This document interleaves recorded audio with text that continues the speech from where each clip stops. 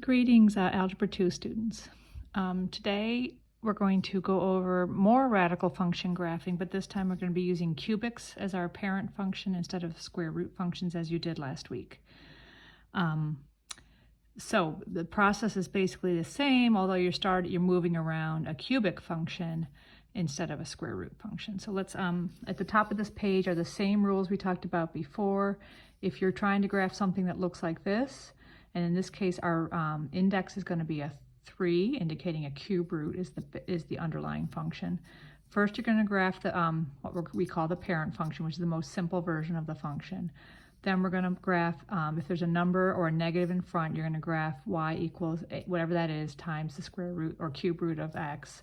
And then you're going to throw in the hk and move around the graph you got in number 2. So let's start with the simple one where all we're doing is doubling the cube root of x to get y. And as I did with the square root function, I'm graphing a very basic cube root of x function. This is one similar to the one on the cube root stuff you did last week. These are really good values to use, -8, -1, 0, 1, and 8, because they're all perfect cubes and they have cube roots, and we can get integers for the y. You can of course put in 4, cube root of 4, but that's a decimal number, and that has a y value, and it's represented on this graph, but it's not as easy a point to move around using these transformations. So I strongly encourage you to use these 5 points and think about how are these changes to the basic function affecting these 5 points. And this process will show you how the changes are happening.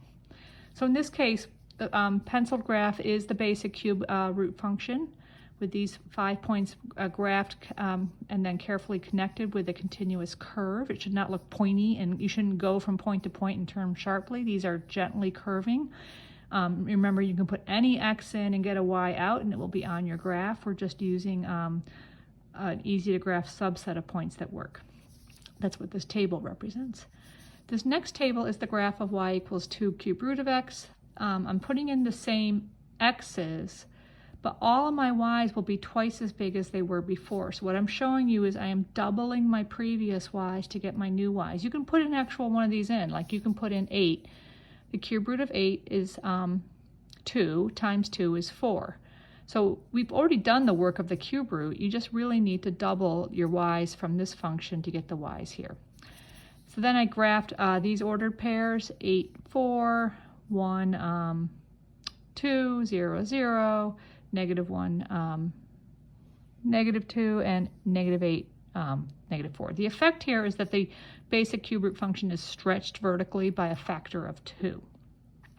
So all of these points on the red graph are 2 times as high or low as the points, corresponding points on the penciled graph. So that's basically doubling the y's, and that's what happens. Notice that I think of this point 0, 0 as sort of the central point. It's like a pivot point where you have the positive part and the negative part of the graph. That point didn't move or change because doubling the y still gets you, of 0 gets you 0. And when you do these graphs, you want to think about where is that point moving. It's almost like a vertex on a parabola because everything's sort of radiating from that point. The domain and range for all cubic functions, unless it's coming from a word problem, which might have a restricted domain, is always going to be all real numbers. So here's x such that x is an element of the reals, y such that y is an element of the reals. That's the domain and range actually of both of these graphs. Okay, let's move on. This next one has the added,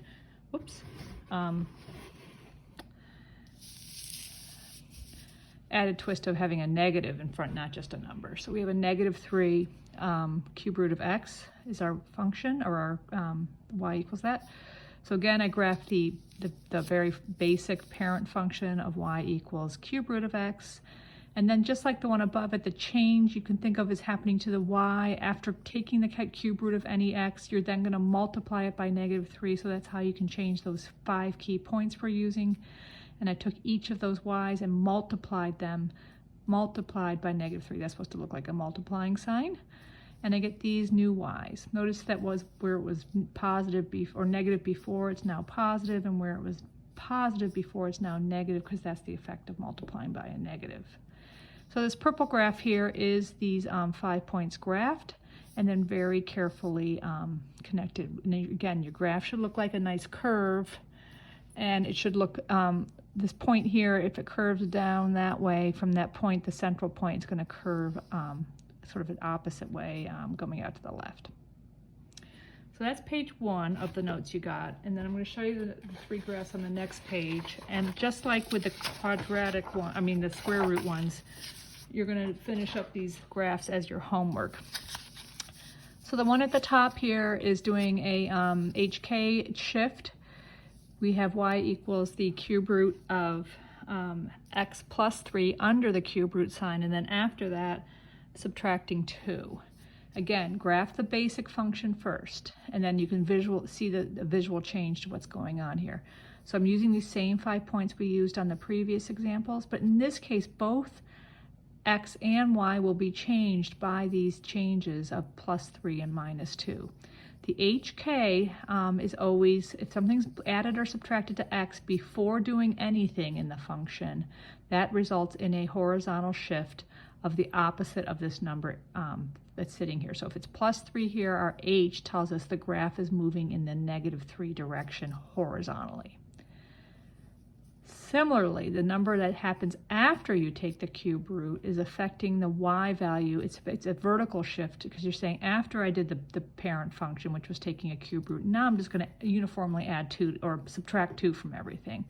That's always the same sign as you see here. So the k is -2. The way to handle it on your table of sort of key points here is for every x is going to have -3 applied to it. So I'm not multiplying by -3, I am literally subtracting 3 from every x. So -8 minus 3 is -11, -1 minus 3 is -4, and so on. That's the darker purple numbers here. The y's, I am minusing 2 from every one, and that's where I got these lighter purple values. If you take every y in this column, subtract 2 from it, you get this column. And then the blue graph is all these xy's carefully graphed. Notice that the shape and steepness is similar to the parent function. The only thing we did is move the whole parent function to the left 3 units and down 2 units. So it was shifted left, down. And notice, this is really important, the middle point, the 0, 0, that moved over 3 and down 2, and it's right here. And these 3 points are basically the 3 points on the parent one, just moved over and down. And then I like you to point, it's nice to graph these more extreme ones, which were the equivalent of 8, -2, and 8, 2, wherever they moved to. So here's another one which has a couple things going on. The first, as before, we took the parent function that's in pencil. You'll get really good at graphing that. Oh, by the way, the domain and range, I'm going back and forth between set notation and interval. You can use either when you do these. But again, it's all reals, because you can put any real number into a cube root function and get a real number out. And even though it's going up slowly, it is continuing to get higher. So that means the range just keeps getting, goes all the way to infinity. All right, back to this one. The first change we're going to do is there is a number multiplied in front. There's this negative here implying -1 is multiplied after taking the square root or cube root. So I took the basic same x values, and I said, well, what's happening when I put those in? You're getting the opposite sign of what you got before. So you can think of that as multiplying by -1, or just flipping the signs of everything. 0 stays 0, by the way. Then, so do that change first. Then, after that change happened, we then minused 5 from everything. So I took this table and minused 5 from every y value to get these purple y's. So if you look at that, 2 minus 5 is -3, and so on. And then the purple graph is the blue graph shifted down 5 units, or another way to look at it is all these points plotted. You can see my dots, and then carefully connected with a curve. This last one on this page, I set it up, but I'm going to finish it right here in front of you. Live, sort of, except whatever. Here's my basic cubic function. I would like you to, sketch those in lightly at the beginning, and then show the transformations to the final graph. The first change is we're going to double every y, so we're still going to use -8, -1, 0, 1, and 8 as our x's, but we're going to double every y. So that's now -4. This is now -2. This is 0. And this is 2. And this is 4. So what did I do to do that? I doubled my... Sorry, I lost my markers. Not my marbles, my markers. I took every y here and I multiplied by 2. So that graph, if I graph all those, -8, -4 is here, -1, -2 is here, 0, 0 still there, 1, 2 is here, and 8, 4 is here. And when I graph these, I always start at the middle point and I arc into that point and kind of curve out. It's like it looks like half a parabola, although it's not quite the same steepness. And then I go back to the middle point and I do the same thing. And I'm thinking about where I'm going as I'm drawing this so that the curve is nice and smooth and it's not jagged and wobbly.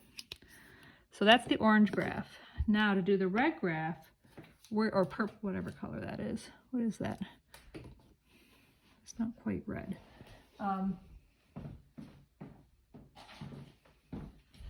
Let's see, is it this color? Yeah, maybe.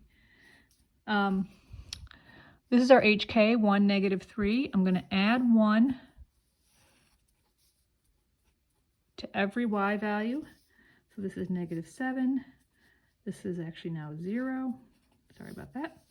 This is 1, this is 2, and this is 9. That's just adding 1 to everything because this is a positive 1 because there's a -1 here. And then for the y's, I'm going to -3 from everything. So that's going to make this -7. That's going to make this -5, -3, -1, and 1. And then I'm going to graph these. Looks like I got my color off. But anyway, carefully. -7, -7 is right here. 0, -5. That seems wrong. What did I do wrong?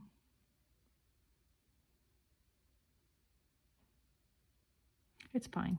0, -5 is there. 1, -3 is there. 2, -1 is there. 9, 1 is there. Whoops, there. Not that one.